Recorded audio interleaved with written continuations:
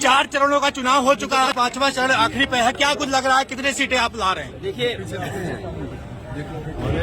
आपने बीजेपी के नेताओं की भाषण सुन लिया होगा। बंद करा दीजिए।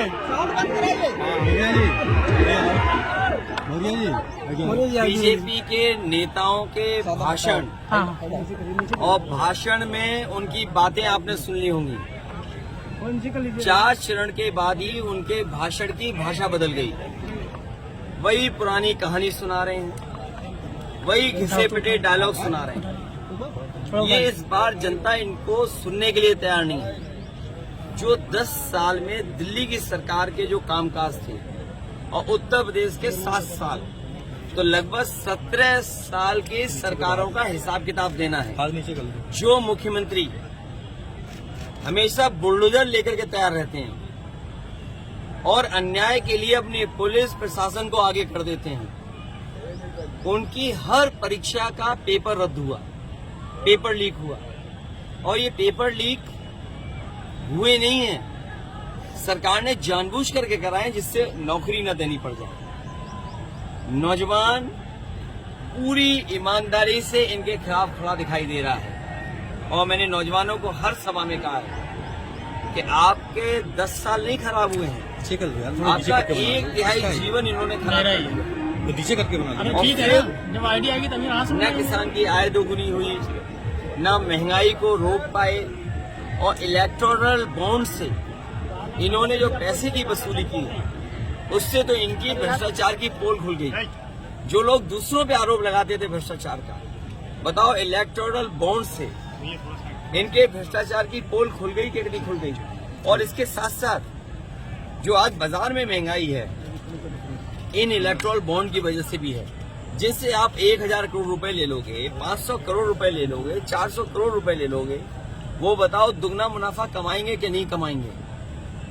तो उत्तर प्रदेश के साथ जो भेदभाव हुआ है, बिजली का प्लांट लगाया समाजवादियों ने बगल में, क्या बिजली सस्ती हुई कि महंगी हो गई?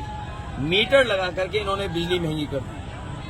और इस देश का और उत्तर प्रदेश का नौजवान अग्निवीर वाली व्यवस्था फौज की कभी स्वीकार नहीं कर सकता। जब भी सरकार में आएंगे, अग्निवीर व्यवस्था हमेशा हमेशा के लिए खत्म हो जाएगी। और 4 जून को हमारे आपके खुशियों के और सुनहरे दिन तो आ ही रहे हैं, लेकिन हमारे प्रेस के लिए भी फ्रीडम का दिन है वो।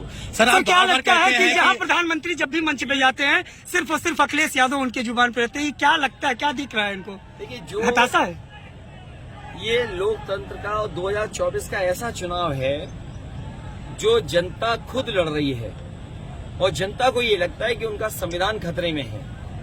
इधर जो उन्होंने कदम भी उठाए हैं, किसी की सुनवाई नहीं है। अगर संस्थाएं खत्म हो रही हैं, अगर आपकी सुनवाई संस्थाओं से नहीं है, संस्थाओं में कोई सुनवाई नहीं है, तो समझ लो ये संविधान गया आपका।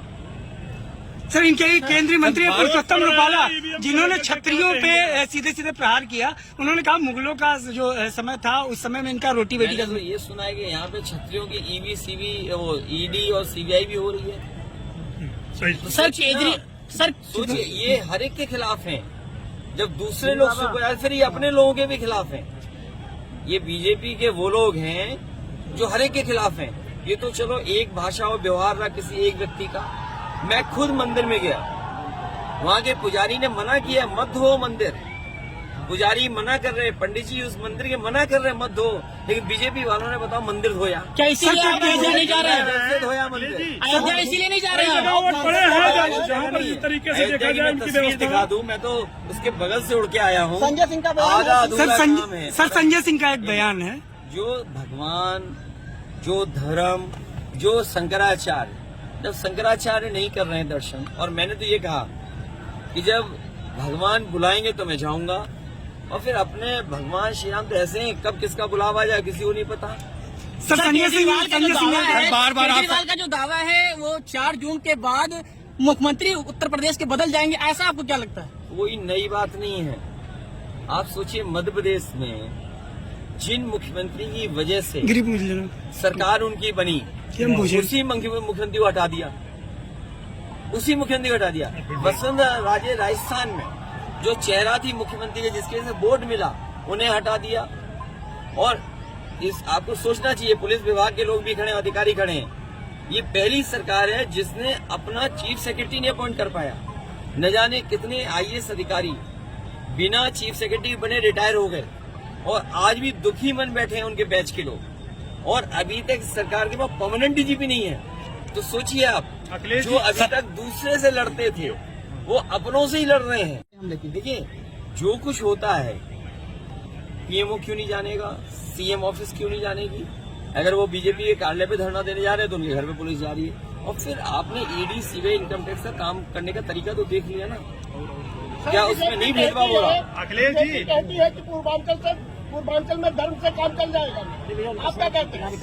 पूर्वांचल के नौजवान नौकरी चाहते हैं। आज भी अगर फौज में और पैरामिलिट्री फोर्स में और पुलिस में अगर आप हिसाब किताब लगाओगे नंबर्स का, तो सबसे ज्यादा पूर्वांचल के नौजवान हैं जो सीमा की रक्षा पे जा रहे हैं या पैरामिलिट्री में जा रहे हैं। यूपी में आप कितनी सीट जीत रहे हैं? हम लोग तो जगह जगह जाते हैं, जैसे एयरपोर्ट है या और जगह जो मिलते हैं, सिक्योरिटी मॉल है, वो सब यूपी के लोग हैं। और मैं आपको गणित बताता हूँ कि जिन बच्चों का इन्होंने भविष्य छीना है, पेपर रद्द होने से जिन बच्चों की नौकरी नहीं हो पाई है, ऐसे 60 लाख बच्चे हैं जो समय समय पे परीक्षा लिखे हैं। अगर 60 लाख बच्चों के केवल हम माँ बाप जोड़ दें तो 60 लाख गुणा 3, 1 करोड़ 80 लाख, और 1 करोड़ 80 लाख को अगर भाग दे दें 80 लोकसभाओं से, तो हर लोकसभा में 2,25,000 वोट कम हुआ है सरकार का, जब बीजेपी वालों का। बूथों पर मतदान सही से नहीं पड़ रहा है। जी जी 5 चरण का चुनाव हो गया। ये यूपी 80 हराओ, संविधान बचाओ, 80 हराओ, लोकतंत्र बचाओ। सर क्या कुछ योगी जी कह रहे हैं 400 पार करो, हम काशी मथुरा मंदिर दे देंगे। 79 सीटें समाजवादी पार्टी और इंडिया गठबंधन जीत रहा है। एक क्यूटो में लड़ाई है। आखिर क्यों लड़ाई है सर? क्या सीटें जीत रहे हैं? क्या क्यों लड़ाई है सर? क्या इसके पीछे क्या कुछ तर्क है? क्यों लड़ाई है सर? इसके पीछे क्या कुछ तर्क अभी है? उसमें भी पता लग रहा है कि बहुत जल्दी आप वो भी खबर सुनेंगे, इनको अपने ही हरा रहे हैं। अखिलेश जी, बसपा सुप्रीमो मायावती ने कहा है कि 4 जून के बाद अगर ईवीएम में गड़बड़ी नहीं मिली तो फिर सत्ता बदल जाएगी, ऐसा आपको लग रहा है? वो ठीक कह रही हैं। और बहुजन समाज से मैं कहूंगा कि संविधान बचाने के लिए, लोकतंत्र बचाने के लिए इंडिया गठबंधन का साथ दें। सर गठबंधन कितनी सीटें पा रही है? क्या कुछ कितनी सीटें गठबंधन पा रही है सर? गठबंधन सरकार बना रहा है। योगी जी कह रहे हैं 400 पार कराओ, काशी मथुरा मंदिर पाओ। फिर मंदिर की ये राजनीति। आपके जो मुख्यमंत्री हैं वो उल्टा पुल्टा मुख्यमंत्री हैं। 46 में 56, एक टांग पे योगा, देखा था आपने? कहते हैं सुबह 4 बजे सो के उठ जाते हैं। अरे भाई 4 बजे सो के उठते हो, योगा करते हो, तो जब एक टांग पे खड़े हुए तो पूरे देश और दुनिया ने देखा कैसे डगमगा रहे थे। सर विपक्ष आपको सजा 400 पार, उन्हें गणित नहीं आता है। आज तक उन्होंने ये नहीं कहा 3x660 super critical thermal plant. ये जो बिजली का प्लांट लगा है ये है सुपर क्रिटिकल थर्मल प्लांट। आज तक उनके मुंह से सुना आपने? इसीलिए वो 400 पार बीजेपी का जो नारा है उसका इंटरप्रिटेशन नहीं कर पाए। इंटरप्रिटेशन ये है कि 543 में 400 पार, तो बची कितनी? 143। तो 143 बची है, तो कितनी हुई 143? 400 के पार 143 बची है आपकी। क्या आपको लग रहा है कि 140 करोड़ जनता इन्हें 140 सीटों के लिए भी तरसा देगी। बूथ कैप्चरिंग सर विपक्ष आपको सहजादा करके बूथ कैप्चरिंग में एक वीडियो हमें मिला था फर्रुखाबाद का, और फर्रुखाबाद में कई जगह बीजेपी ने कोशिश की। इनकी जो बूथ कमेटी है लूट कमेटी बनना चाहती है, लेकिन लूट कमेटी नहीं बन पाएगी।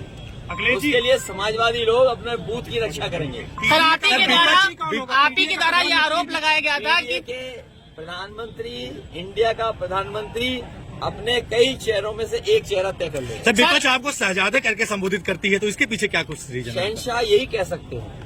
अभी कल अखिलेश जी, आप ही के द्वारा आरोप लगाया गया था कि प्रशासन के दम पर वोट की कहीं ना कहीं बाधित किया जा रहा अरे है। हमने अपनी आंखों से देखा कन्नौज में, तुमने नहीं देखा? टीवी नहीं देखते हो? अभी कल थैंक यू। मंत्रिमंडल के साथ साथ मीडिया मंडल भी बदलेगा और आपको ये भी फ्रीडम दे आ रहा है। कारों को भीड़ मार रही है सर। अभी कहाँ पर? अभी अमेठी में देखा आपने? अमेठी नहीं, सांड भी मार रहे हैं, बच के रहिए।